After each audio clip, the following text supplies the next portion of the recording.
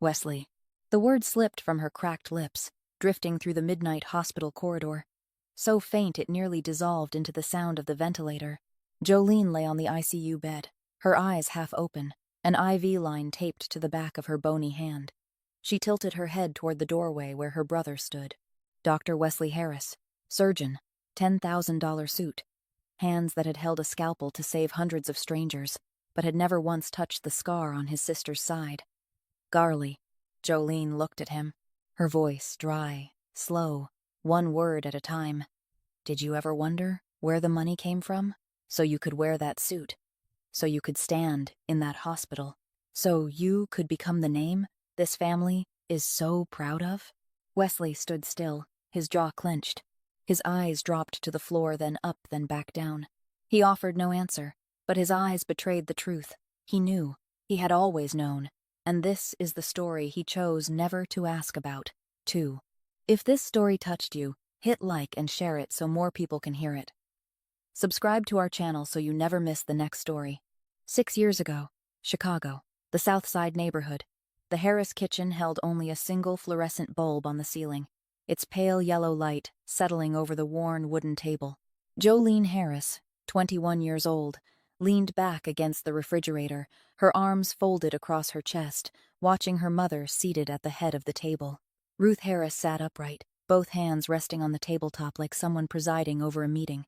Gerald Harris stood by the window, his back turned to both of them, looking out toward the empty lot behind the house. He said nothing. He rarely did in conversations like this. Ruth spoke first. Her voice was neither raised nor soft, flat and steady like the table in front of her. Wesley called, earlier this afternoon. He's been accepted into the MD program at Northwestern University's Feinberg School of Medicine. Full tuition is covered, but living expenses and fees for all 4 years come to about $200,000. No one's covering that part. The kitchen fell into silence. The ticking of the wall clock sounded sharp, unmistakable. Jolene looked at her mother. 200,000. You're serious? Ruth met her gaze without blinking. Have I ever talked about money without being serious? But where would that come from, Mom? I work as a kitchen assistant. I can barely cover my own rent each month. Ruth placed her hands together on the table, fingers interlaced. You're the older sister. It's your responsibility to take care of your brother. I've carried this family for years. My back aches now. I can't stand for 2 hours straight anymore. My hands go numb every morning. I don't have the strength left. It's your turn, Jolene. Jolene turned toward her father. What about Dad? You're not going to say anything. Gerald remained with his back turned. His shoulders rose slightly. He spoke in a low voice, thin as paper. I went to the doctor last week. They said there's something wrong with my heart. I might need a stent. I don't know where the money would come from. Not for me. Not for your brother. He turned around, stepped to the table, and placed a medical report from a local clinic in front of Jolene. She picked it up. Her hands trembled slightly. She read the printed lines. Words like cardiovascular monitoring, recommended further evaluation, possible intervention. She set the paper back down. Gerald didn't look at his daughter. He turned back to the window. Ruth continued, her voice still even, without a trace of wavering. You see it now. Your father is sick. Your brother needs money. In this house, you're the only one still strong. You're the only one who can do something. I'm not asking whether you want to or not. I'm telling you the reality. Jolene opened her mouth to respond, but at that moment the phone on the table began to vibrate. Ruth glanced at the screen, then switched it to speaker. Wesley's voice came through, bright and full of energy. Mom, I just spoke with administration. They confirmed my spot. This is the best medical school in the Midwest, you know that. But I have to pay the first installment within 3 months. Otherwise, they'll give it to someone else. Just 3 months, Mom. Ruth didn't answer him. She looked straight at Jolene. You heard that. 3 months. Wesley kept talking on the other end, about opportunity, about the future, about training, about a top hospital. But Jolene no longer listened. She stared at her father's medical report on the table, then at her mother, then at Gerald's turned back. The kitchen dimmed as the fluorescent light flickered. Ruth ended the call. She added one more sentence, gently, as if speaking about tomorrow's groceries. Think about it. Just don't think too long. Jolene didn't reply. She pushed the kitchen door open and stepped out onto the back porch. She sat down on the wooden steps. Outside, night had already settled, and from the south side came the distant sound of trains moving through the dark. She sat still, arms wrapped around her knees, staring at the worn steps beneath her feet. Inside the kitchen, Ruth stood and began clearing the table. Gerald remained at the window. She spoke to him, her voice soft but firm. She'll find a way. She always does. Gerald didn't turn around. He gave only the slightest nod, as if he had agreed long before this conversation ever began. 2 months after that night in the kitchen, Jolene had tried everything a 21-year-old girl without a degree, without assets, could possibly think of. She went to the bank to ask for a loan, and the loan officer glanced at her file, then shook his head without much explanation. She took on a night shift at a laundromat 4 blocks from her rented room, working from 10 o'clock at night until 5 in the morning, then showing up at the restaurant kitchen again at 7. For 2 straight months, the total amount she managed to save did not reach $15,000. She stared at that number on her phone screen and did the math in her head. At this pace, she would need more than 2 years. Wesley only had 3 months. One evening after work, Jolene sat on her bed in her small rented room, scrolling through her contacts. She paused at Wesley's name. She wasn't planning to ask about money. She only wanted to hear her brother's voice. Wanted to know if he was all right. Wanted to remember why she was doing all of this. Wesley picked up after the 4th ring. His voice came fast, the background filled with noise. People talking, machines humming. "Is that you? I'm busy. My shift just started. Say it quick." Jolene spoke softly. "It's nothing. I just wanted to check on you." "Yeah, I'm fine." "Hey, did you send this month's money yet? There are a few payments due before the 15th. Jolene looked at the number in her account. $15,000. She had planned to keep some of it for next month's rent. "I sent it. Check again." "Yeah, all right. I've got to go. I'm really busy." The line went dead. Jolene set the phone down on the bed. She looked toward the window, the dirty glass reflecting her face back at her in the dark. He didn't ask if she was well. Didn't ask where she was. Didn't ask if she was tired. Only asked about the money. Jolene knew she shouldn't blame Wesley. He really was busy. He really was trying. But something inside her chest tightened for a brief moment, then faded, like a match flame blown out by the wind. The following week, Marcia called her out for lunch. Marcia was a former coworker from the first restaurant Jolene had worked at. A few years older, talkative, loud laughter. The kind of person who seemed to know everything happening in every corner. They sat at a cheap noodle shop near the train station. Jolene talked, not because she wanted to, but because she was too tired and needed to say it out loud to someone. She told her about Wesley, about the residency, about $200,000, about her father's heart condition, about her mother saying, "It's your turn." Marcia listened, stirring her iced tea for a long time without speaking. Then she set the spoon down and looked at Jolene. "I know a way to make a large amount of money. Fast. It's not dealing. Not anything illegal like you think." Jolene looked at her. "What way?" Marcia lowered her voice. "Kidney donation. Not an official public hospital program. This is a private hospital, real doctors, full equipment. The recipient is some big shot who needs it urgently. The pay is high because they need it quickly and discreetly. You're young, healthy, and have a common blood type. You qualify." Jolene put her fork down. "Are you out of your mind? You're telling me to cut a kidney out of my body." Marcia shrugged. "I'm just telling you there's a way. You've got 2 kidneys. You can live with one. Thousands of people around the world live normal lives with 1 kidney. I'm not forcing you. It's your choice." Jolene pushed the bowl of noodles away. "I'm not doing it. Don't bring it up again." Marcia nodded. She didn't mention it again. They finished the meal in silence. 1 week later, Jolene's phone vibrated at 9 o'clock at night, right in the middle of her dishwashing shift. Ruth's number.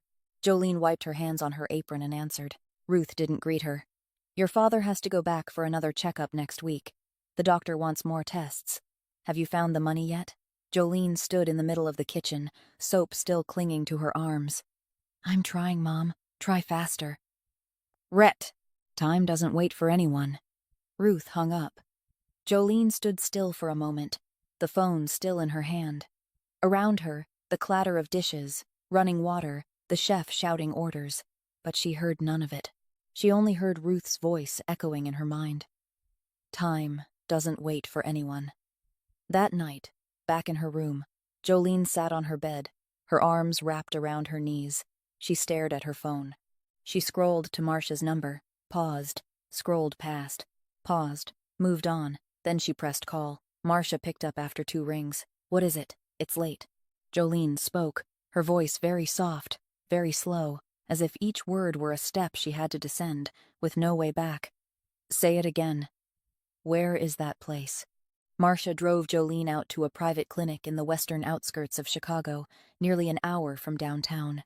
The clinic sat inside a 2-story building with a glass front, its own parking lot, and a sign bearing the name of a specialized medical center Jolene had never heard before.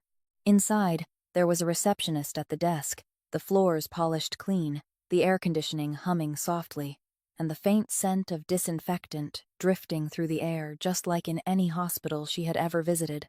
Everything looked legitimate. Everything looked ordinary. But Jolene knew that anything offering $200,000 for a kidney could never truly be ordinary. Marcia waited outside.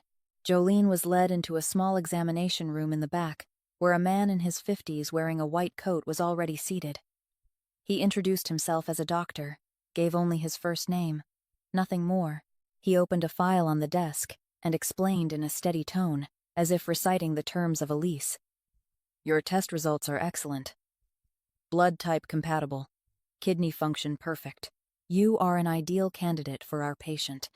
The surgery will take approximately 3 to 4 hours. Recovery will take 4 to 6 weeks. The payment will be transferred to the account you designate immediately after a successful procedure.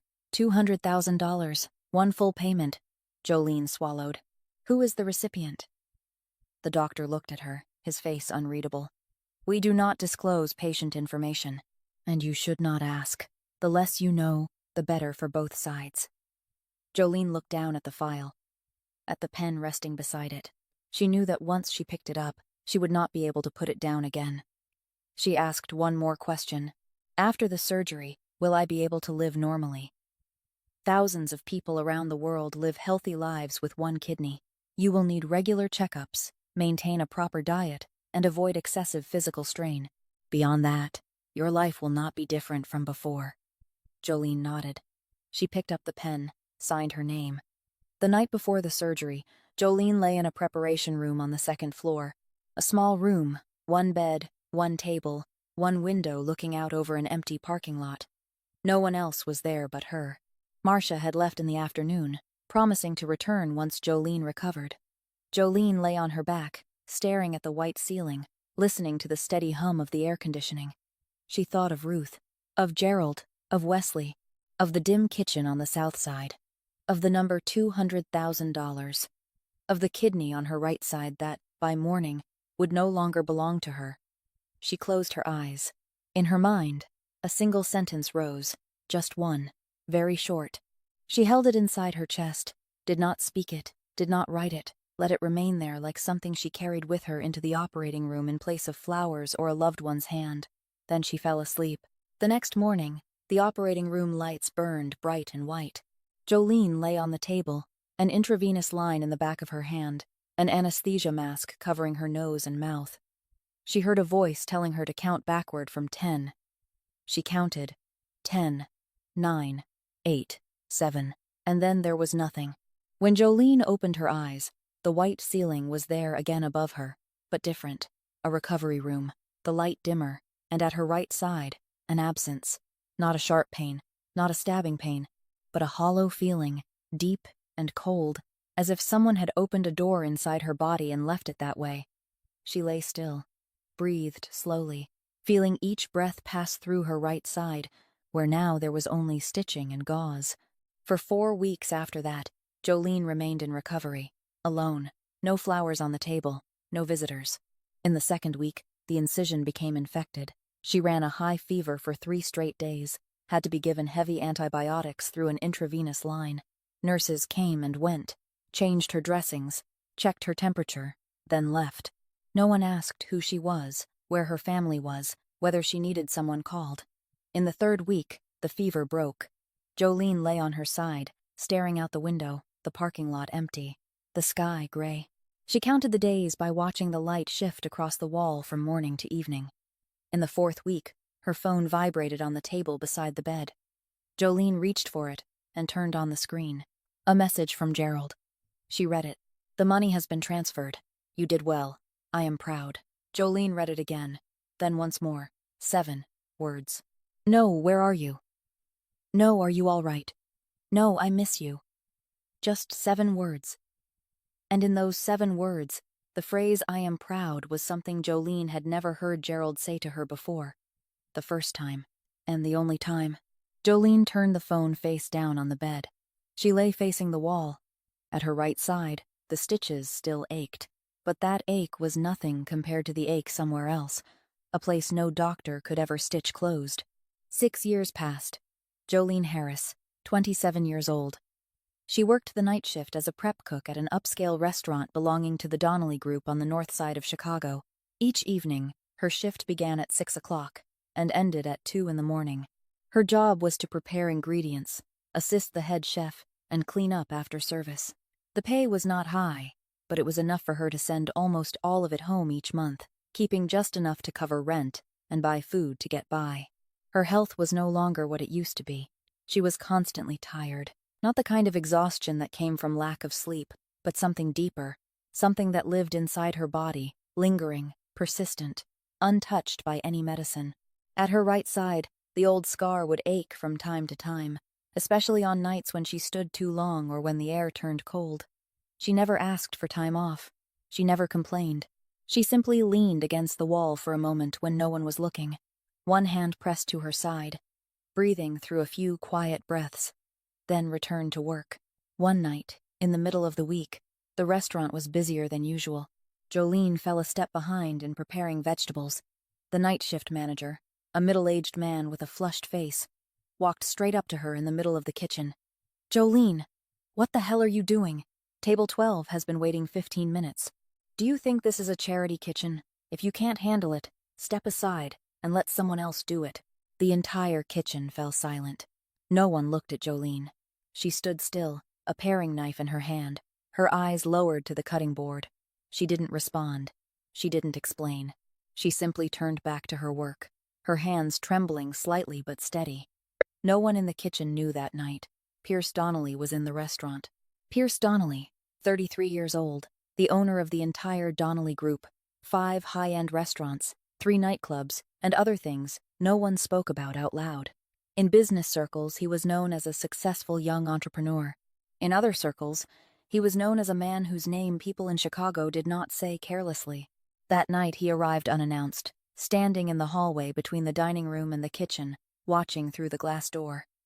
He witnessed the manager scolding Jolene. He said nothing, did not step in, simply stood there, hands in his pockets, observing. The next day, the night shift manager was transferred to another branch in the outskirts. No explanation was given. No one dared to ask. Pierce began to notice Jolene from that night on, not because she was beautiful, not because she stood out, but because of the instinct of a man who had spent his entire life reading people. He recognized something unusual about this girl. She worked 16 hours a day without complaining of fatigue. She sent nearly all her salary home each month, yet her phone almost never rang.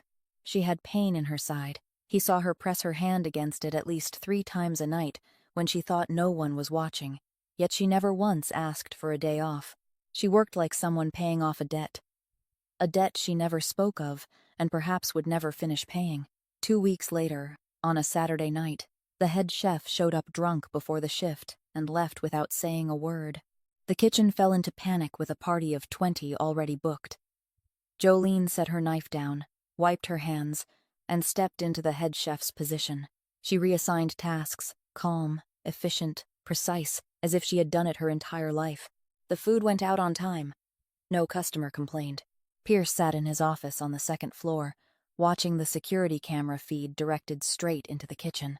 He watched Jolene move between stations, giving instructions, checking each dish before it was plated. He didn't praise her. He didn't call downstairs. He simply watched. The next day, The head chef was fired. Jolene was promoted to lead prep cook. A week later, Pierce called Jolene into his office.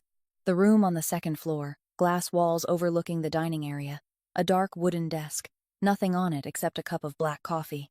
Pierce sat behind the desk, did not stand when Jolene entered. He spoke briefly. "I'm moving you to the morning shift. Higher pay. 7 in the morning to 3 in the afternoon." Jolene stood in front of the desk, her arms resting at her sides. "Why?" "Because I need someone capable on the morning shift." "The morning shift isn't short on staff." Pierce looked at her. "The morning shift has extra hands. The night shift is short. I adjust staffing as needed. This is not a favor. This is not charity. And don't think so highly of yourself that I need to spend time explaining my reasons to a prep cook." Jolene looked at him. He looked back. Neither spoke further. After a moment, Jolene nodded. "All right, I'll take it." She turned and walked out. Pierce watched her leave, then turned his attention back to the security monitor on his desk. In his mind, a quiet question began to form, one he did not yet have an answer to. What was this girl running from? Wesley Harris was now a senior surgical resident at one of the largest hospitals in Chicago. A high salary, a strong reputation, a wide-open future. He bought Gerald and Ruth a house in the northern suburbs, a quiet neighborhood with a green lawn out front and a 2-car garage. He got engaged to Tanya Price, a young attorney working at a major law firm downtown. Tanya was intelligent, ambitious, always impeccably dressed, the kind of person who knew exactly what she wanted in life. The Harris family was different now. Gerald no longer worried about money. Ruth no longer complained about her aching back or numb hands. Everything was good. Everything was better. All because of Wesley. No one mentioned Jolene. One Thursday afternoon, Jolene's phone vibrated in the pocket of her apron while she was finishing cleanup at the end of her shift. Ruth's number. Jolene stared at the screen for a moment before answering. Ruth rarely called, and when she did, there was always a reason. Ruth spoke, her voice warmer than usual. "Jolene, come home. We miss you. Wesley wants to see you too. Come back this weekend." Jolene stood in the middle of the kitchen, one hand holding the phone, the other still gripping a cleaning cloth. "We miss you." Those 4 words echoed in her mind, soft and warm. She couldn't remember the last time Ruth had said anything like that. "I'll come home, Mom." Jolene asked for 2 days off over the weekend. She caught the late-night bus from the north side to the northern suburbs, a long, quiet hour staring through the window at the city lights. In her small room, she opened her closet and chose the nicest outfit she owned. A white shirt she had bought on sale the year before, and a pair of jeans, clean, unfaded, still intact. She ironed them carefully, folded them neatly, placed them into her backpack. She even borrowed a little perfume from a coworker, spraying a light touch onto her collar. On the bus, she sat by the window, watching the streetlights slip backward into the night. She imagined stepping into the house. Ruth would embrace her, Gerald would smile, Wesley would pull out a chair for her to sit beside him. The family would share a meal together. It had been a long time since she had eaten with them. The next morning, she arrived. The new house of Gerald and Ruth was larger than she expected. In the front yard, cars were lined up, not 1 or 2, but dozens. The front door stood open, inside filled with people, music, laughter, the clinking of glasses. Jolene stood outside the gate, her backpack on her shoulder, her white shirt slightly wrinkled after the long bus journey. She looked inside and understood. This was not a family meal. This was an engagement party for Wesley and Tanya. She stepped in. No one looked at her. No one greeted her. The guests were doctors, lawyers, Tanya's friends, Wesley's colleagues, people in tailored suits and evening dresses, holding wine glasses and talking about real estate, about travel, about cars. Jolene stood at the doorway, her backpack on her shoulder, her white shirt in the middle of a sea of polished color, like a small drop of ink fallen onto the wrong page. Ruth walked quickly toward her. She did not hug her. She handed Jolene an apron, a white cloth apron with ties at the back. "Go into the kitchen and help me. There are too many guests, not enough hands. Don't go out into the living room and disturb them." Jolene held the apron. She glanced past Ruth's shoulder, out into the living room. Wesley stood in the center beside Tanya, smiling brightly, his arm around his fiancée. Gerald stood nearby, shaking hands with each guest, chest lifted, pride written across his face. No one looked toward the kitchen door. No one knew she had just arrived. Jolene put on the apron and walked into the kitchen. In the middle of the party, Jolene had to step out into the living room to bring in more plates from the cabinet in the hallway. She moved quickly, head lowered, trying not to meet anyone's eyes. But Tanya Price saw her. Tanya was standing beside a group of lawyer friends, a glass of wine in her hand, and her gaze settled on Jolene just as she passed by. The wrinkled white shirt, the cloth apron, the worn sneakers in a room filled with high heels and polished leather shoes. Tanya set her glass down, pulled Wesley aside into a corner, her voice low but sharp. "Who is that woman? Why is she walking through the living room? She looks like a servant, Wesley. People are staring. I'm embarrassed." Wesley glanced toward Jolene's retreating figure. He drew in a breath, then said quietly, "I'll talk to her." Wesley Harris stepped into the kitchen.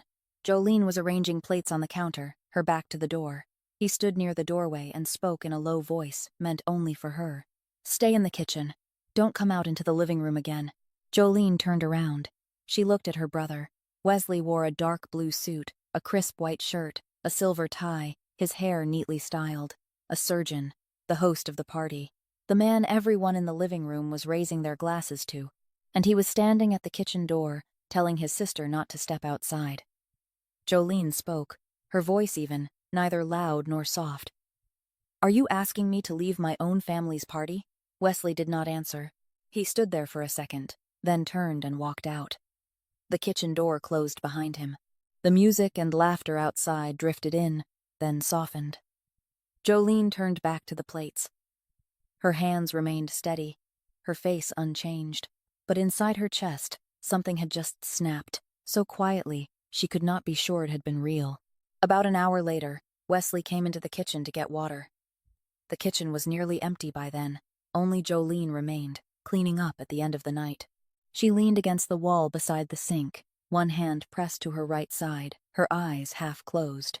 Her face was paler than usual, her skin slightly swollen, especially around her eyes and cheeks. Her breathing was shallow and quick. Wesley stood a few steps away, a glass in his hand. He looked at her. The instinct of a doctor within him, something carved into him over 6 years of training, recognized it immediately. Pale skin, mild swelling, shallow breathing. That was not exhaustion from work. Those were signs of declining kidney function. He stood there, watching his sister. 2 seconds, 3 seconds, 4 seconds. Long enough for a surgeon to decide whether to ask another question. Long enough for him to realize he was standing before a small choice that would change everything. He turned away, filled his glass, walked out of the kitchen, without saying a word. Jolene opened her eyes when she heard his footsteps fade. She looked at the kitchen door as it closed. She did not know what Wesley had seen. She only knew he had stood there, and then he had walked away. The party ended close to 11 o'clock that night. Guests left in small groups, engines starting outside, laughter echoing and fading into the distance. Jolene finished cleaning the kitchen, washed the last stack of dishes, wiped the counters clean. She stood in the quiet kitchen, looking through the doorway into the living room. Wesley sat on the sofa, his arm around Tanya, both of them laughing, talking with a few close friends who had stayed late. Gerald Harris stood nearby, a glass of wine in his hand. Satisfaction settled across his face. Jolene watched that scene. She was not angry. She realized she had not felt anger in a very long time. What she felt was not anger. It was exhaustion. A kind of exhaustion no sleep could cure. The exhaustion of loving people who had never once asked if she was tired. She removed her apron, folded it neatly, placed it on the kitchen counter. She picked up her backpack from the corner, slung it over her shoulder, and walked out through the back door. Gerald saw her leaving. He set his glass down and walked quickly toward the back, not to stop her. He stood at the doorway, watching Jolene descend the back steps, and spoke. "Leaving is the right choice. You only make things harder for your brother here. Wesley is at an important stage. Tanya comes from a respectable family. If you stay, people will look and wonder." Jolene stopped. She stood at the bottom of the steps, her back to Gerald. She was silent for a moment. Then she turned around, looked straight at her father. "Dad, I want to ask you one thing. Just one." Gerald looked at his daughter, his hands hanging at his sides. Jolene spoke, slowly, each word clear. steady, unshaking. Since the day I started sending money home. 6 years. Have you ever asked me even once, just once, if I was okay? Gerald stood still, his mouth parted slightly, as if he wanted to speak, but no words came. Henry. He stood in the doorway, the yellow light from inside the house casting behind him, and he did not answer. Jolene gave a small nod, as if that silence was the answer she had known all along, but needed to hear one time, in that exact silence, just to be sure. She turned away, walked on, out of the yard, out through the gate, along the empty suburban street near midnight. The night was dry and cold. Her breath rose in thin white clouds beneath the streetlights. She walked to the bus stop 3 blocks away, sat down on the cold metal bench. The last night bus back to downtown Chicago would arrive in 40 minutes. Jolene sat still, her backpack resting on her lap, both hands gripping the straps. She did not cry. She had not cried in a very long time. She simply sat there, looking at the empty road ahead, and waited. Jolene returned to her rented room at nearly 3 o'clock in the morning. She locked the door, set her backpack on the floor, and lay down on the bed without changing her clothes. She lay still, eyes open, staring at the ceiling until the light outside the window shifted from black to gray. Then she closed her eyes. Slept. She slept through the entire day, without eating, without drinking, without checking her phone. Her body curled in on itself like a rope twisted too tight, and finally let go. The next day, Jolene opened her eyes at 6 in the morning. She lay there for a moment. Then she sat up. She walked into the bathroom and splashed her face with cold water. She washed her white shirt and hung it on the line by the window. She put on the only other set of clothes she had, tied her hair back neatly, and stepped out of the room. She didn't call anyone. She didn't wait for anyone to call. She walked along West Madison, stopping at every restaurant, diner, and coffee shop with a hiring sign taped to the glass. At the first place, the manager looked her up and down, asked a few questions, then shook his head. "We need someone who can carry trays weighing 20 pounds. You don't look strong enough." At the second place, the owner spoke bluntly. "What's wrong with you? You look so pale. Customers would be uncomfortable." At the third place, they took her application and said they would call. Jolene knew they wouldn't. The fourth place was a small eatery in Pilsen. A cramped kitchen, dim lighting, grease clinging to the walls. The owner was an older woman, gray-haired, hands rough from years of work. She looked at Jolene, didn't ask much. "Can you wash dishes?" Jolene nodded. "Night shift. 9 at night to 5 in the morning. Minimum wage. Start tonight." Jolene nodded again. That night, she went to work, washing dishes in a kitchen smaller than her rented room, hot water running over her hands, stacks of plates rising higher than her head. Her right side ached, but she didn't stop. She kept washing until the last plate was spotless, then walked back to her room near dawn. On the third day, Jolene sat on the floor of her room, leaning against the bed, eating instant noodles from a plastic bowl. She had just come back from her night shift, her hair still carrying the faint smell of dish soap, her hands slightly red from soaking in hot water for 8 hours. She was winding noodles around her fork when there was a knock at the door. Jolene set the bowl down, opened the door. A man in his mid-30s stood outside, square jaw, broad shoulders, wearing a black leather jacket. Nico. He looked at her, gave a slight nod, then stepped aside. Behind him, Pierce Donnelly stepped forward. Pierce Donnelly stood at the doorway of Jolene's rented room, hands in his pockets, looking inside. The room was small. A single bed, a pressed wood wardrobe, one window, old tile floor, a bowl of instant noodles still steaming on the ground. Pierce glanced at the bowl, then at Jolene and said, "You're eating instant noodles on the floor of a $200 a month room while my kitchen is short-staffed. Does that make sense to you?" Jolene stood in the doorway, her hand still on the knob. "I've already found another job." Pierce looked at her. "Where?" Jolene didn't answer. Pierce gave a small nod. "A place that pays you less than I do, with a worse kitchen than mine, and you still choose it. Do you enjoy making things harder on yourself?" Jolene looked straight into his eyes. She wasn't angry. She wasn't afraid. She was simply tired, and in front of her stood a man no one in Chicago dared to look at directly, asking her why she wouldn't come back to work for him. There was something in his question that she had not heard in any words from her family in 6 years. Not pity, not concern, but a simple acknowledgement that she had value, that his kitchen didn't run as well without her, that she mattered to something, even if that something was only a restaurant kitchen. Jolene looked down at the bowl of noodles on the floor, then back at Pierce. "I'll come back tomorrow." Pierce nodded, said nothing more. He turned and walked away. Nico followed. Their footsteps faded down the hallway. Jolene closed the door, sat down on the floor, picked up the bowl, finished eating. The noodles had gone cold, but she ate every last drop. The next morning, she showed up at the kitchen of the Donnelly Group at 7 o'clock. She put on her apron, began working. No one asked where she had been for the past 3 days. No one needed to. 3 weeks after Jolene returned to the restaurant, everything slipped back into its old rhythm. She started her shift at 7 in the morning, finished at 3 in the afternoon, worked steadily without complaint, without asking for time off. But Pierce Donnelly noticed things others did not. She paused more often than before. She leaned against the counter whenever she thought no one was looking, and at her right side, she pressed her hand there more and more, no longer occasionally but almost every hour. One Wednesday afternoon, in the middle of the lunch rush, Jolene was carrying a stack of plates from the sink to the prep counter. She made it halfway across the kitchen, then stopped. The stack tilted in her hands, then slipped. The crash of porcelain shattering across the tile floor rang out at the same moment. Voices in the kitchen shouted. Jolene collapsed, her eyes closed, her body falling onto her side, one hand still clutching her right side.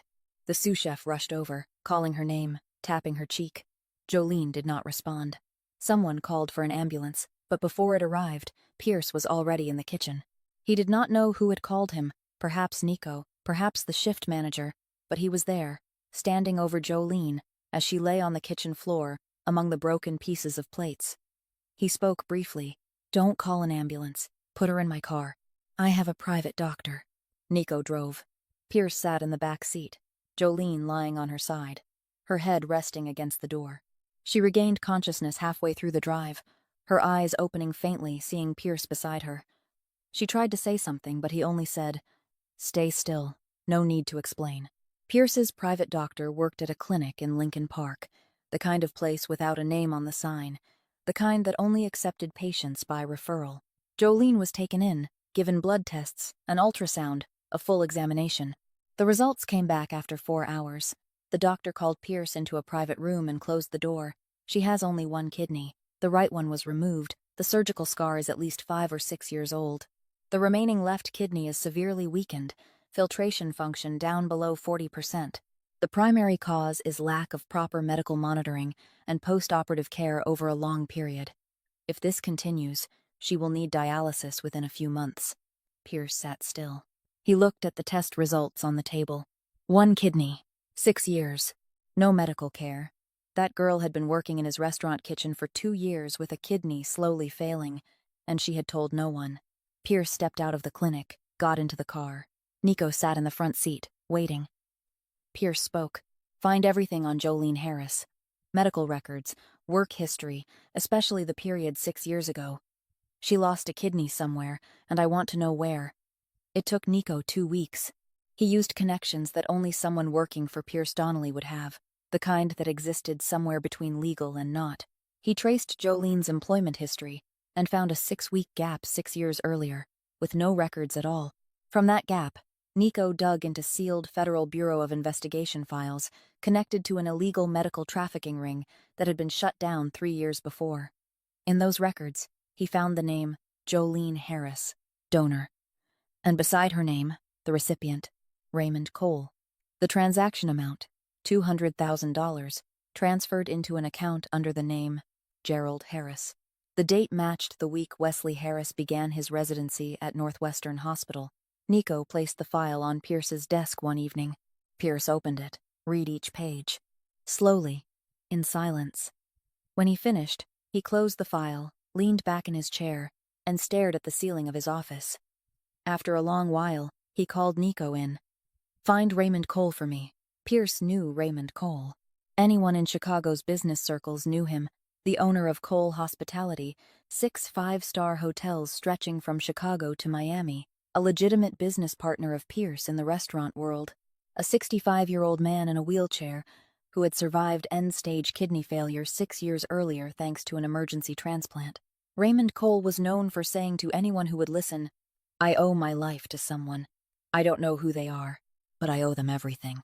Pierce picked up his phone, called Raymond, waited through 3 rings. Raymond answered. "Pierce." "What is it?" Pierce spoke, his voice even, without emotion, as if reading a line from a newspaper. "I found the person who saved your life." On the other end of the line, there was a long silence. 2 days after the test results came in, Pierce Donnelly called Jolene into his office on the 2nd floor. Jolene stepped in, still wearing her apron, flour dust clinging to her hands. She stood in front of the desk, looking at Pierce seated behind it, and waited. Pierce didn't circle around the matter. "I know you have only 1 kidney left. I know the remaining one is failing. I'll cover all your medical expenses. Tests, treatment, medication, long-term monitoring, everything. You don't need to worry." Jolene stood still for a moment. She looked at him, then down at her flour-covered hands. Then she spoke. "No."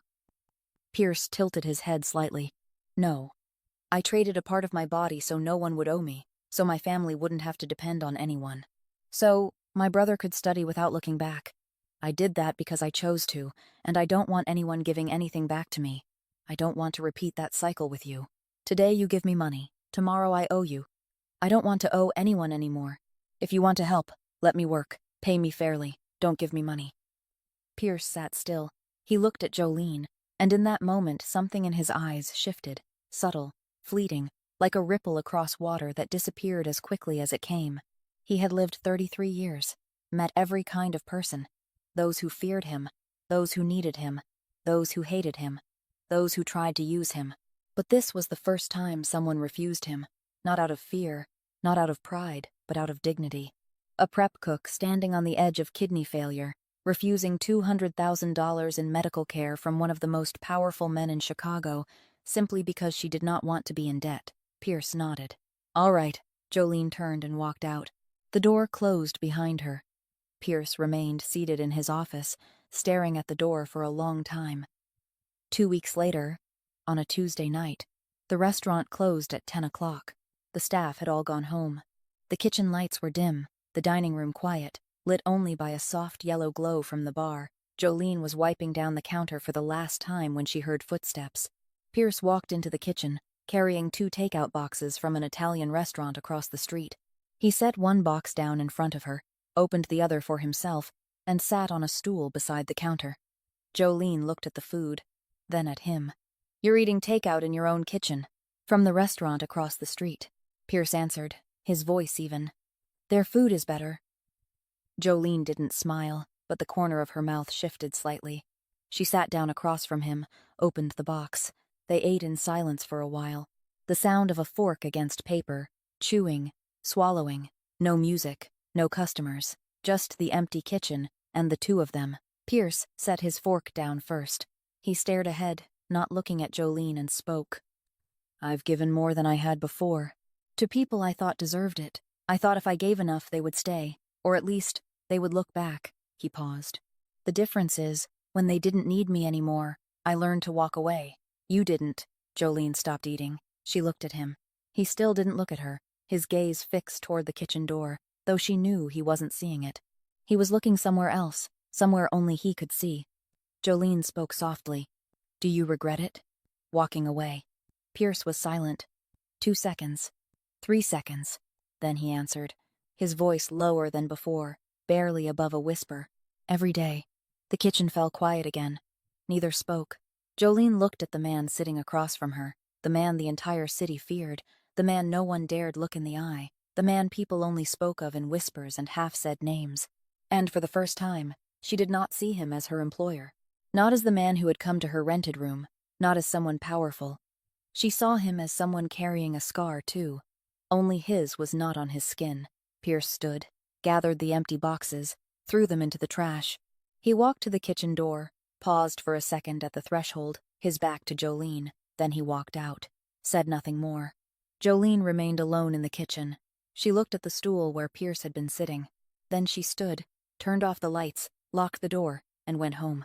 Pierce did not rush. He took time to arrange everything before he acted, the same way he handled every matter in his life. He had someone reach out to the hospital where Wesley Harris worked, under the name of the Donnelly Group, presenting themselves as a potential corporate partner seeking medical services for an employee healthcare program. A meeting was scheduled. Dr. Wesley Harris, Surgical Department, was invited to the office of a prospective sponsor to discuss collaboration. Wesley arrived on time. He wore a gray suit, a white shirt, a dark blue tie, polished leather shoes. He entered the office building in River North, took the elevator to the 12th floor, and was led by Nico into a room at the end of the hallway. The room was spacious but dim, curtains drawn shut, only a single desk lamp casting a warm glow across a dark wooden table. Pierce Donnelly sat behind the desk, leaning back in his chair, hands resting on the armrests. He did not stand when Wesley entered. Wesley glanced around the room, faintly unsettled. He had expected a business meeting, presentations, proposals, project managers seated at the table. Instead, there was only one desk, 2 chairs, and Pierce Donnelly. Pierce gestured toward the chair across from him. "Sit, Dr. Harris." Wesley sat down. He placed his briefcase on his lap, opened his mouth to introduce the hospital's partnership program. Pierce raised a hand, a small, quiet gesture. Wesley stopped. Pierce opened the drawer of his desk, took out a thin file, placed it under the lamp, then pushed it across the table. "Read." Wesley looked down. The first page was a copy of a transaction record from an illegal medical trafficking ring dismantled 3 years earlier by the Federal Bureau of Investigation. It was written clearly. Donor, Jolene Harris. Recipient, Raymond Cole. Transaction amount, $200,000. Receiving account, under the name Gerald Harris. Date of transaction.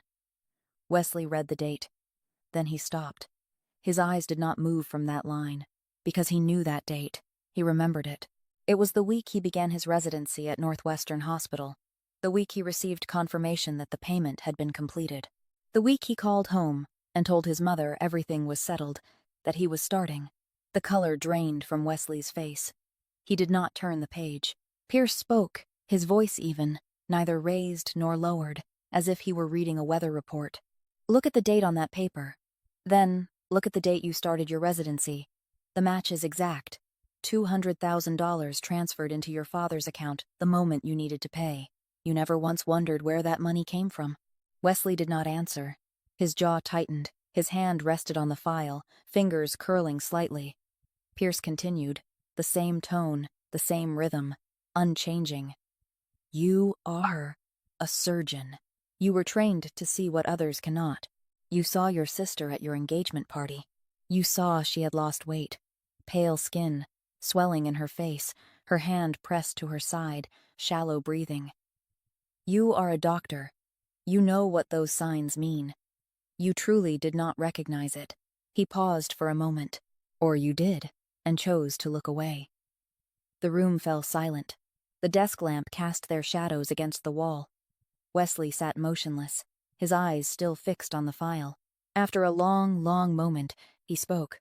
His voice was low, rough, no longer the confident voice of a surgeon standing before a room of colleagues. "I didn't know for certain. I suspected, but I didn't ask." Pierce looked at him. "Why?" Wesley lifted his head. His eyes were red, and the next words came out, as if they had been locked inside his chest for 6 years, sealed away, only now forced open. "Because if I asked, I would have had to stop. Stop the program, stop my career, stop everything, and I didn't want to stop." The room went quiet again. Pierce did not nod, did not shake his head. His expression did not change.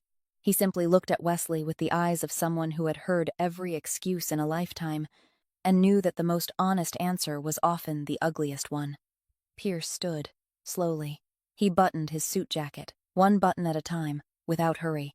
Then he spoke, still in that same even voice, without a trace of emotion. "You are a doctor. You swore to heal, to save lives. So, let me ask you one question. In the language of your own profession, if you were the patient, and your doctor knew you were sick but chose not to tell you, what would you call that?" Pierce walked past Wesley, toward the door. He opened it, stepped into the hallway, and closed it behind him. Gently, not slammed, just closed, as if he had ended an ordinary conversation. Inside the dim room, Wesley Harris sat alone. The file remained open on the table before him. The desk lamp still cast its soft yellow light over the words, "Donor, Jolene Harris." Wesley did not stand, did not call anyone. He simply sat there, both hands resting on the table, staring at his sister's name on the page, in a room where no one could see him. 1 week before Wesley's wedding, on a Sunday afternoon, Gerald and Ruth were sitting in the living room of the suburban house that Wesley had bought for them. Gerald was watching the news on television. Ruth sat beside him flipping through a magazine. The doorbell rang. Gerald opened the door and saw 2 men standing outside. One of them he recognized, Nico, the broad-shouldered man in a black leather jacket he had briefly noticed at the engagement party. Nico was pushing a wheelchair, and seated in it was an older man with silver hair, wearing a light gray suit, his face thin but his eyes sharp and alert. Gerald did not know who this man was. Nico spoke briefly. "Mr. Cole would like to speak with Mr. and Mrs. Harris," in private. Gerald looked at the man in the wheelchair, then at Nico. He opened the door wider. Nico pushed the wheelchair into the living room. Ruth looked up from her magazine, her expression shifting to surprise at the unfamiliar guest. Nico stepped back outside, closed the door, and waited there. Raymond Cole looked at Gerald, then at Ruth. He spoke slowly, clearly, each word deliberate. "My name is Raymond Cole. You may not know me, but I know you. And I know your daughter." Ruth set the magazine down. "Our daughter, Jolene." Raymond nodded. 6 years ago, I was in end-stage kidney failure.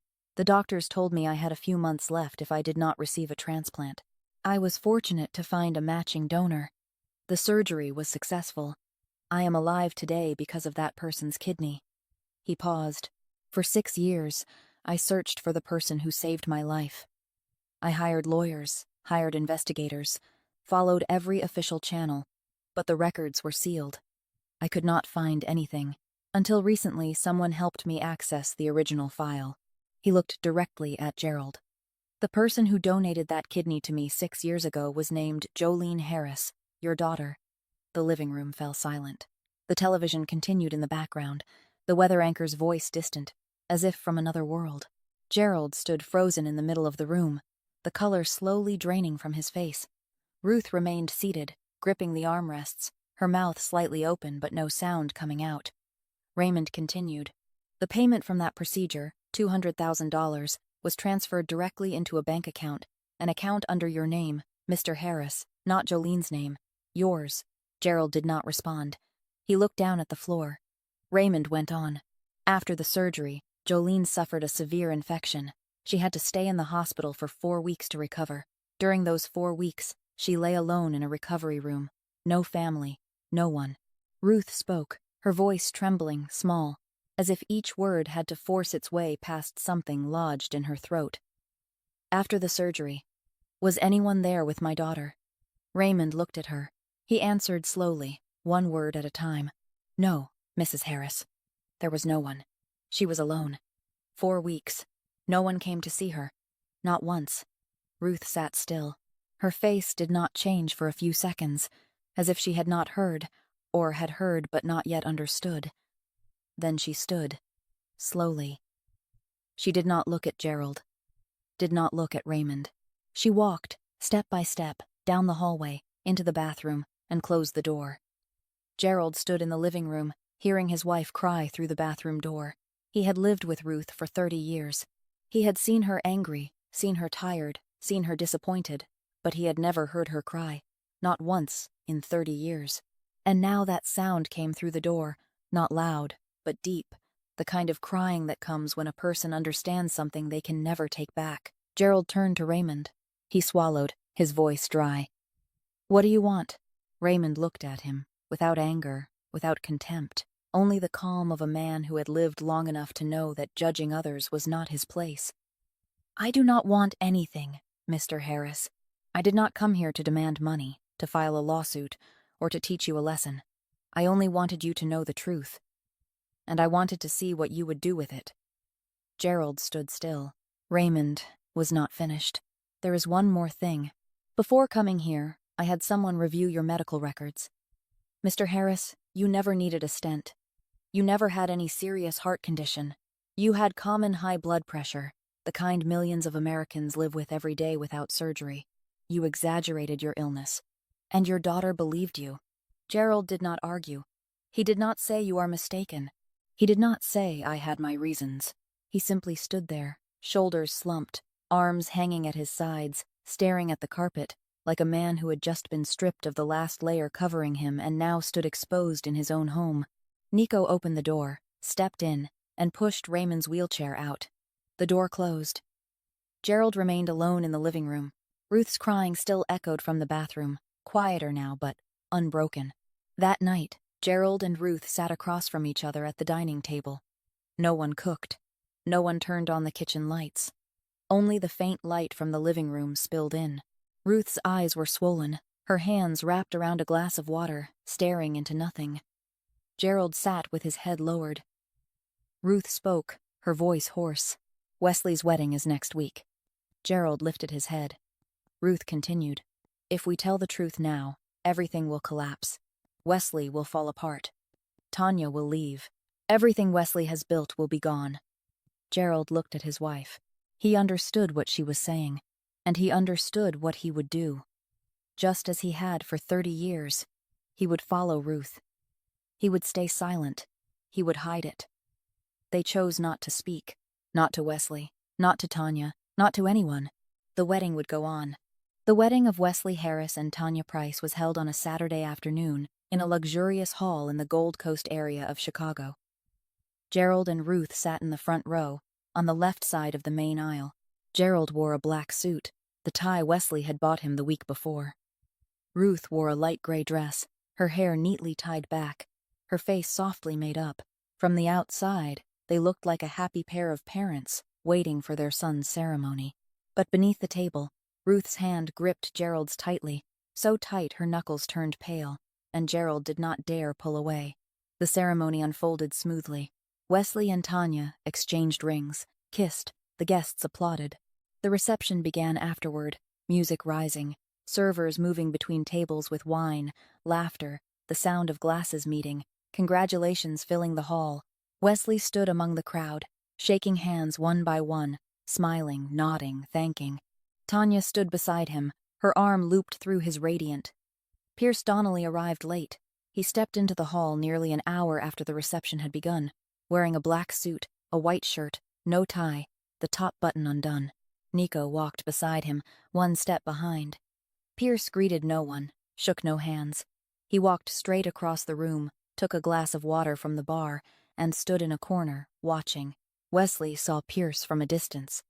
He recognized the man, the one who had sat across from him in the dark room in River North weeks earlier, the one who had placed the file before him and asked questions he could not answer.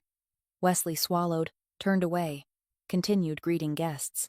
About half an hour later, when the congratulatory speeches began, Pierce set his glass down. He stepped into the center of the hall, without waiting to be introduced, without waiting his turn. He walked straight toward the small stage where Wesley and Tanya stood, and stopped in front of Wesley. The room quieted slightly, a few people turning, unsure what was happening. Pierce reached into his jacket and pulled out a large white envelope, thick. He handed it to Wesley, a wedding gift. Wesley looked at the envelope, looked at Pierce, then back at the envelope. His hand took it, slowly, as if he already knew what was inside was not a check or a message of goodwill. He opened it. Inside was a stack of papers. The first page, a record of a financial transaction. The second, a copy of medical records. The third, a receipt of a transfer of $200,000 into an account under the name Gerald Harris. The printed lines stood clear under the hall lights. Every number, every name, every date. Wesley read. His hand stopped at the second page. He did not turn further. He did not look up. The hall began to sense something was wrong. The murmurs faded. The music still played, but no one heard it. Every eye turned toward the stage, where Wesley stood with his head lowered, the papers in his hand, and Pierce stood across from him, calm, hands in his pockets. Gerald rose abruptly from the front row. Not out of surprise. He already knew. He had known since the previous week, when Raymond Cole had sat in his living room and spoken the truth. He stood, because he understood that in this moment, everyone in the hall would know that he had known. and that he had chosen to hide it. Pierce turned to look at Gerald. His voice was not loud, but in the silent hall, every word carried to every corner. I have been the one paying your daughter for the past 2 years, Mr. Harris. She has been working as a prep cook in my restaurant. She stands in that kitchen 16 hours a day with a failing kidney and sends nearly all her wages home to you, work you never once asked her about. Gerald stood in the middle of the hall, his mouth open, but no words came.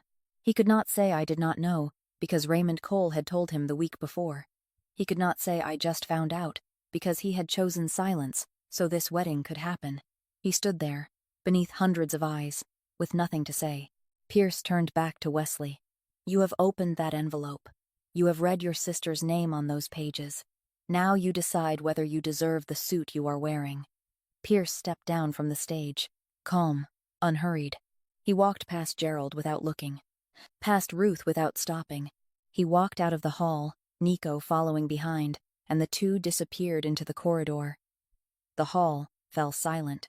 Not the silence before a speech, but the silence when a room full of people realizes at once that they are witnessing something that cannot be undone. Ruth sat in the front row, tears running down her face but making no sound. She cried like someone afraid that even the sound of her grief would make everything worse. Her hand still gripped the armrest where Gerald had been sitting, now empty.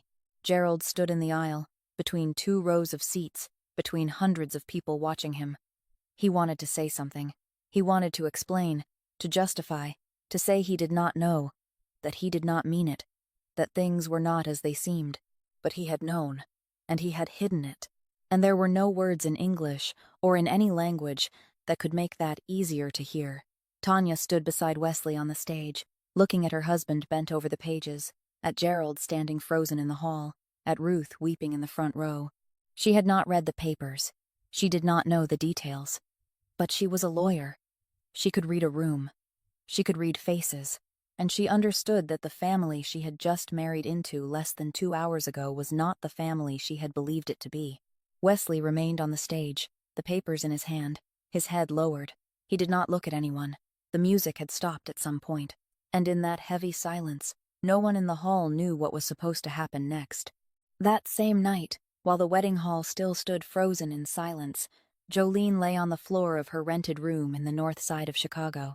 She had felt the pain since the afternoon, beginning as a familiar dull ache in her right side, then spreading, deepening, like a hand tightening from within. She thought she only needed to lie down and rest. She was used to pain.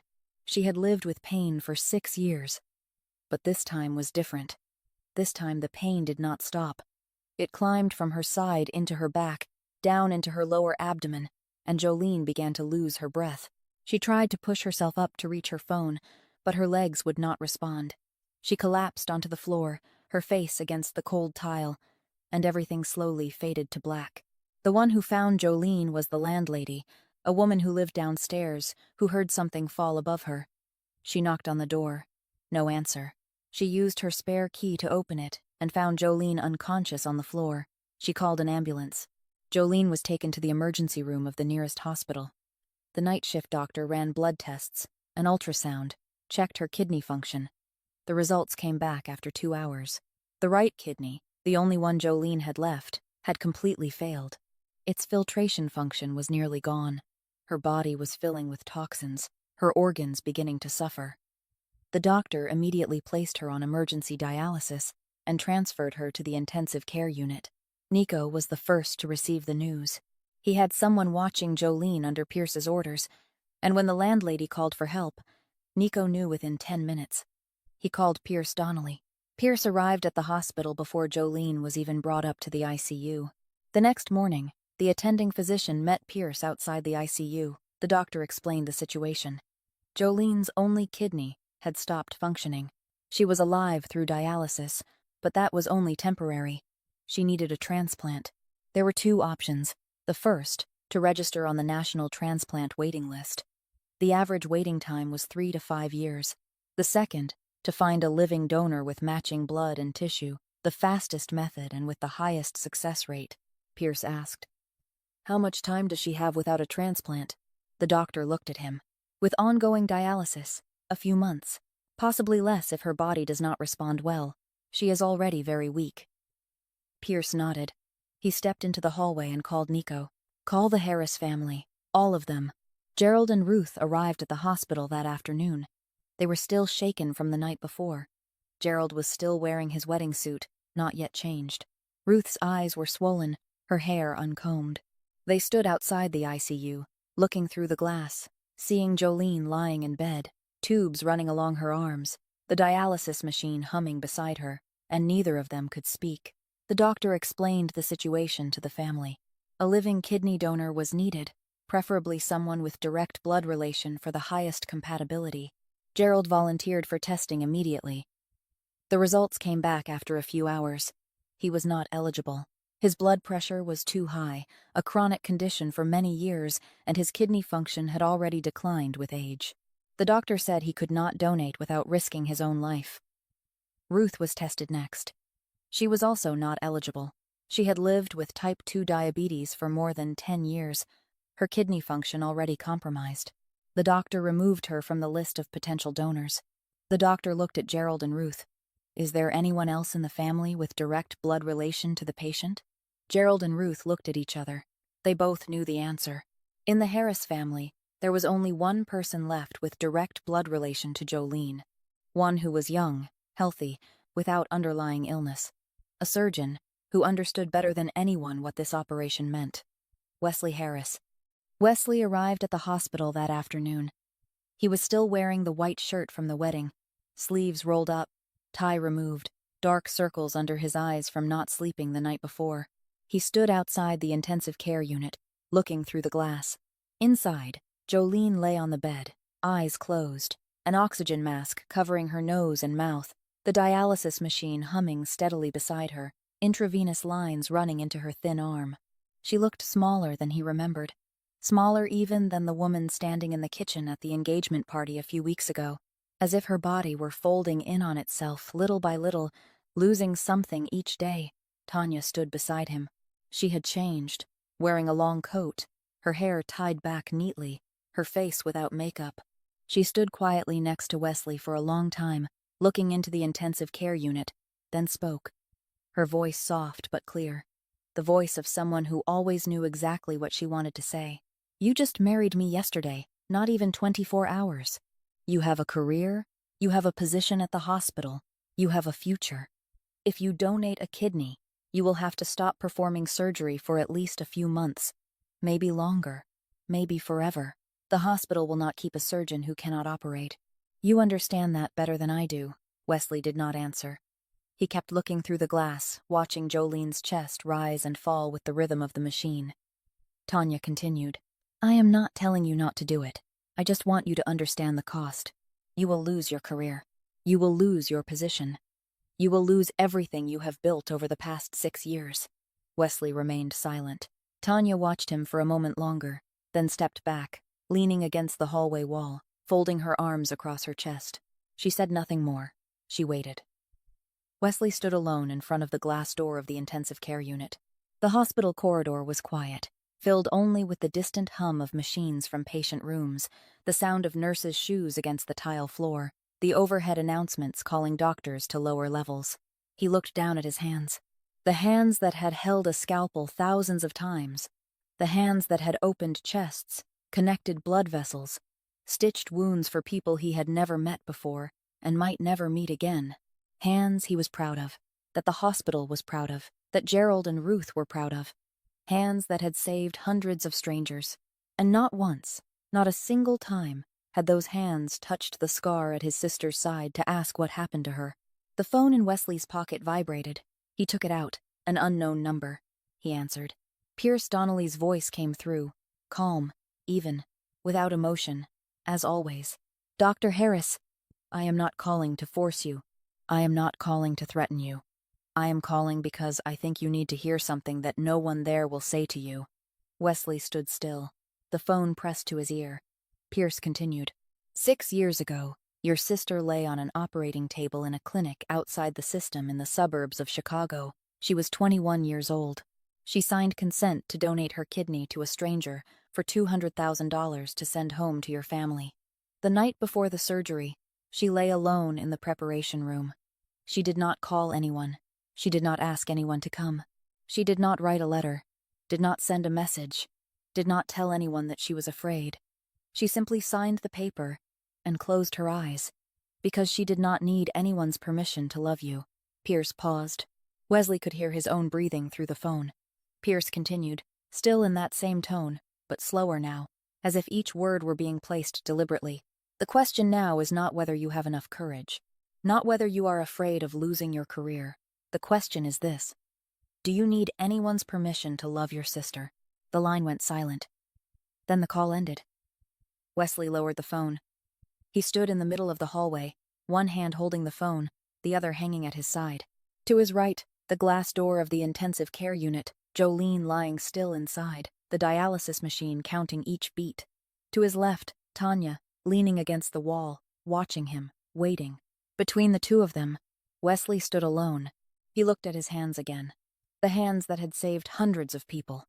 The hands that were about to lose the ability to hold a scalpel. The hands he had used his entire life to build a name, to prove his worth, to become Dr. Wesley Harris, the man his family was proud of. And now, those hands had only one thing left to do.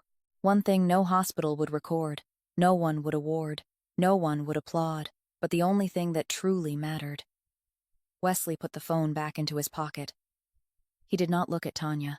He turned and walked down the hallway, straight toward the doctor's station at the end of the floor.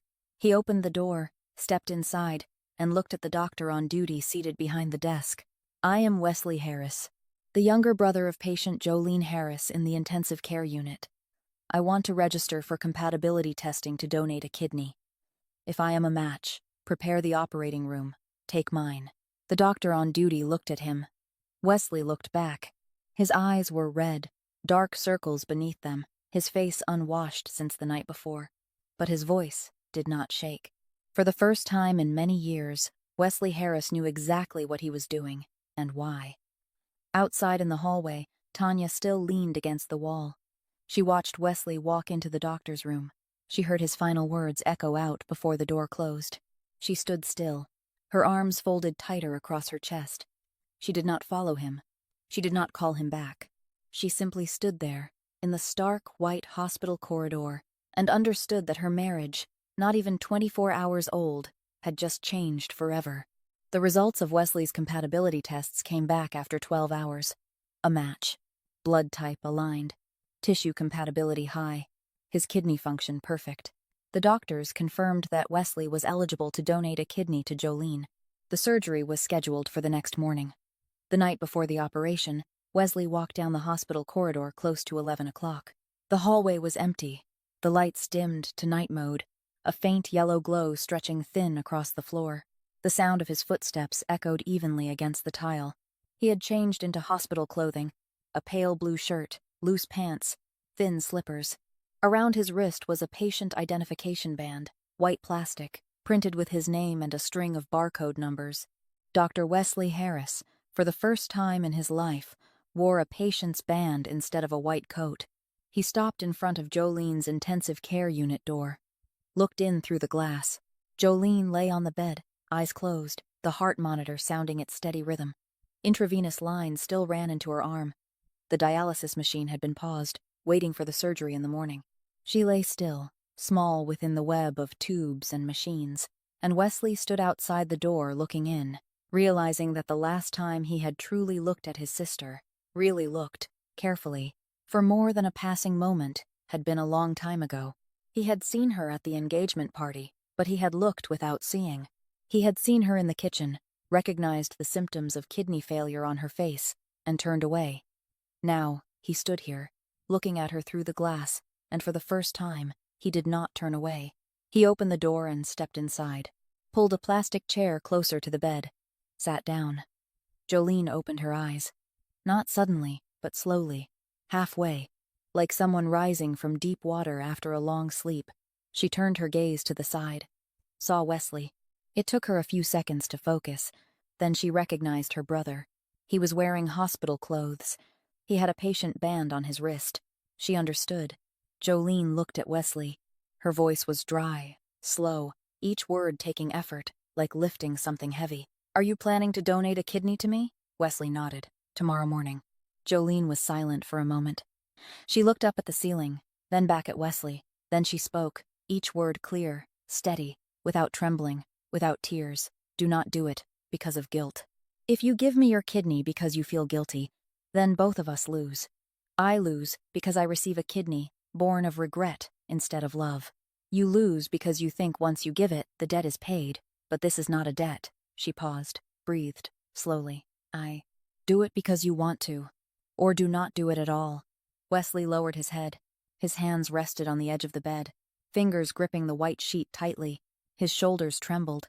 Then he cried, not out loud, but the quiet kind of crying from someone who has held everything in for too long and can no longer hold it. Tears ran down his face, falling onto the bedsheet, soaking into small, dark patches. He did not wipe them away. He did not lift his head.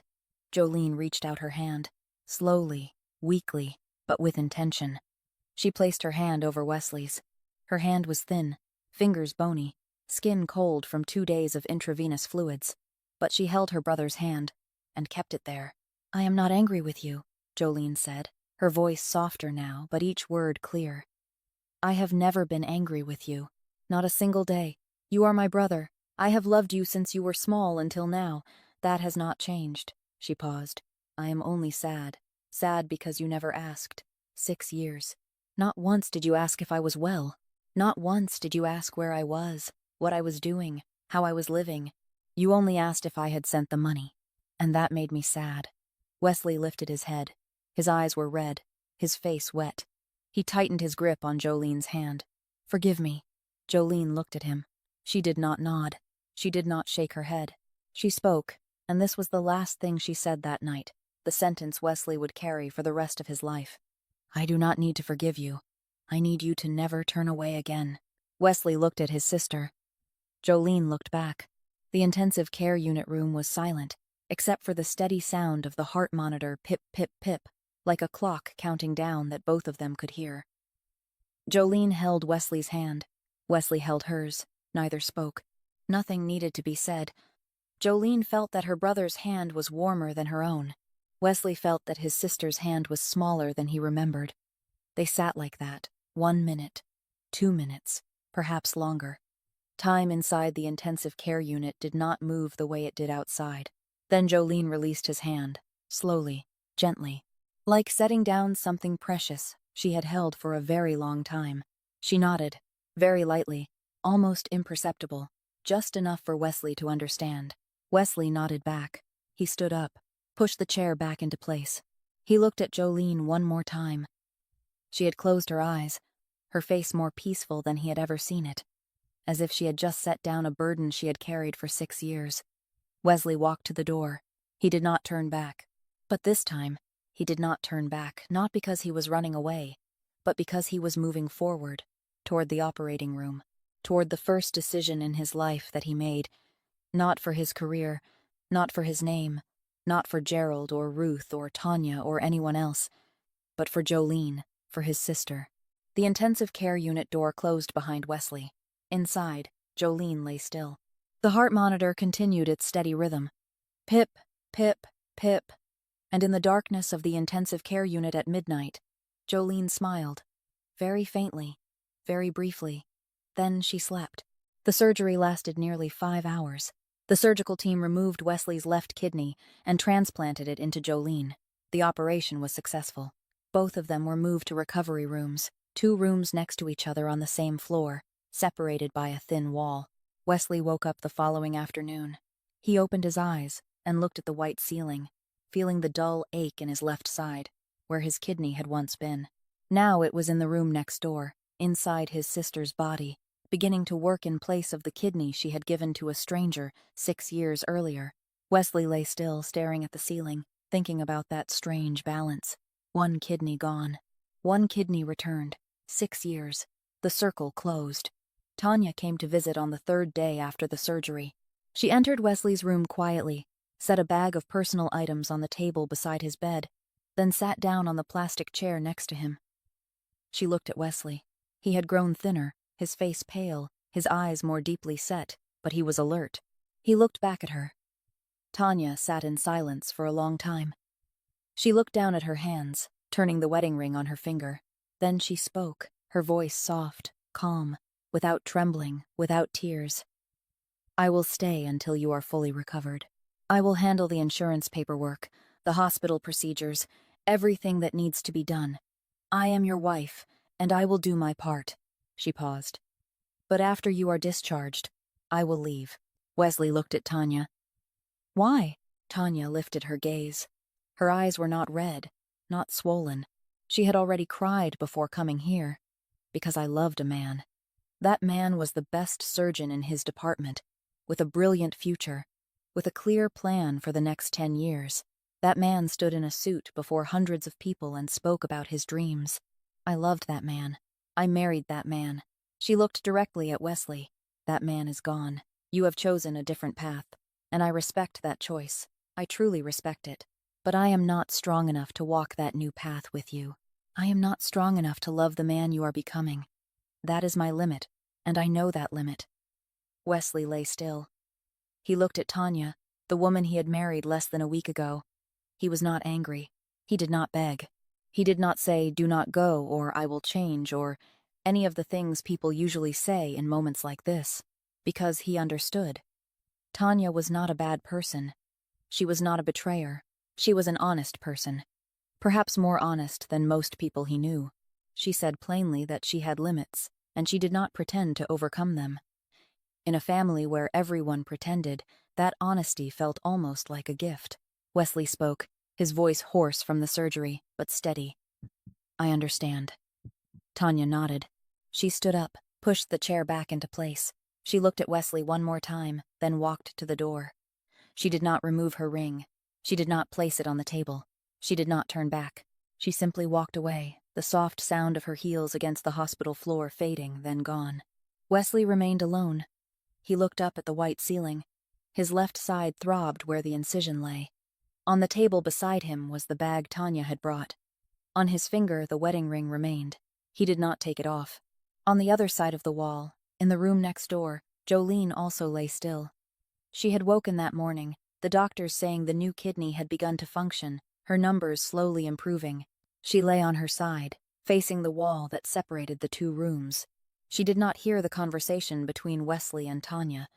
She did not know that Tanya had just walked away. She only knew that on the other side of the wall, her brother was lying there, with a surgical wound on his left side, the mirror of the scar on her right side from 6 years before. For the first time in 6 years, the two of them lay side by side. Not because of obligation, not because anyone forced them, but because of a choice. Between the two rooms, a thin wall. And that wall, as thin as it was still the closest these two had been to each other since the day Jolene walked out of that dark kitchen in South Side 6 years ago. 1 week after the surgery, Jolene was discharged from the hospital. She was stronger. Not as strong as before she lost her first kidney, but stronger than at any point in the past 6 years. The new kidney was functioning well.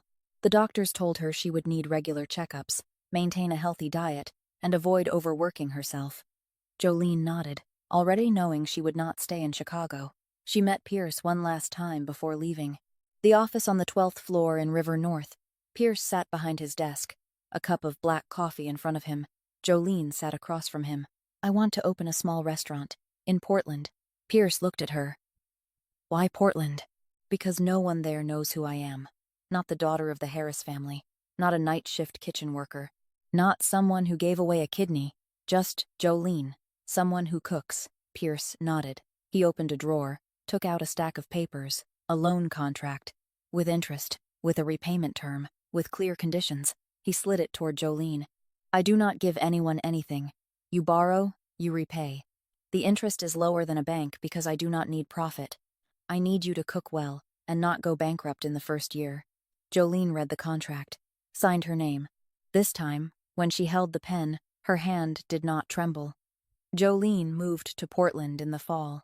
She rented a small space in the Alberta area, renovated the kitchen, set up tables and chairs, hung a chalkboard menu. On opening day, she stood in front of the restaurant alone and took a photo.